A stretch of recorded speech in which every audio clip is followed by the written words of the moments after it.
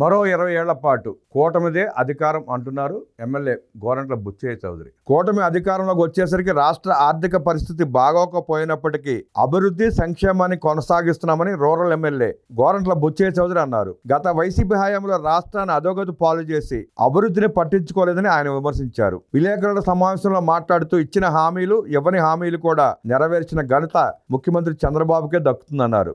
జగన్ హయాంలో 8 లక్షల కోట్ల రూపాయలకు పైగా అప్పు తెచ్చి కూడా అభివృద్ధి గాలికి వదిలేశారని ఆయన విమర్శించారు. ప్రధాని మోదీ సహకారంతో ముఖ్యమంత్రి చంద్రబాబు, ఉప ముఖ్యమంత్రి పవన్ కళ్యాణ్, మంత్రి నారా లోకేష్లు రాష్ట్ర అభివృద్ధి కోసం శ్రమిస్తున్నారని ఆయన తెలిపారు. దేశంలోని ఎక్కడా లేని విధంగా ఎన్నో సంక్షేమ కార్యక్రమాలు ఇక్కడ అమలవుతున్నాయని గోరంట్ల చెప్పారు. ఒక పక్క చంద్రబాబు, మరో పక్క లోకేష్ అన్ని చోట్ల తిరుగుతూ పెట్టుబడులను ఆకర్షిస్తున్నారని, తద్వారా ఉద్యోగ అవకాశాలు కల్పించడానికి చూస్తున్నారని గోరంట్ల అన్నారు. ఆర్థిక పరిస్థితి అంతంత మాత్రంగా ఉన్నా సరే ఎక్కడా అభివృద్ధి సంక్షేమం ఆగడం లేదన్నారు. పెన్షన్లు ఒక రోజు ముందే అంటే 1వ తారీఖున ఇచ్చేశామని ఆయన తెలిపారు. తన నియోజకవర్గంలో 70 కోట్ల పనులు జరుగుతున్నాయని, సీఎం రిలీఫ్ ఫండ్ కింద 3 కోట్ల రూపాయలు తీసుకొచ్చామని ఆయన తెలిపారు. ఈ రోజు 30 మందికి 20,90,000 రూపాయలకు పైగా చెక్కులు అందించామని గోరంట్ల తెలిపారు.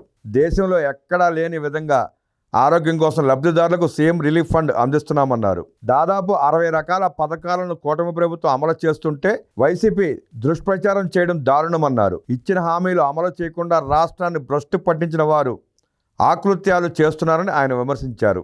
జగన్ రెడ్డి బెదిరింపులతో పెట్టుబడిదారులు, పరిశ్రమలు రాష్ట్రం నుండి పారిపోయాయని, కేసులతో అందరినీ వేధించాడని, చివరకు అక్రమ కేసులతో చంద్రబాబును అరెస్ట్ చేయించారని గోరంట్ల పేర్కొంటూ అందుకే ప్రజలు తగిన గుణపాఠం చెప్పారని ఆయన అన్నారు.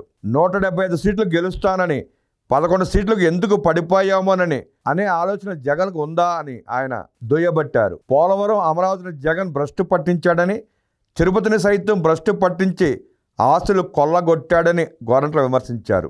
అధికారం లేకున్నా ఆగడాలు ఆగలేదని, రప్పారప్ప అని కత్తులు పట్టించి నవ్వుతున్నాడని గోరంట్ల ధ్వజమెత్తారు. మేము అధికారంలో ఉన్నాం, మేము కూడా రప్ప అంటే మీరు రోడ్లపై తిరగగలరా అని గోరంట్ల ప్రశ్నించారు. ప్రజలు అన్నీ గమనిస్తున్నారని ఆయన అన్నారు.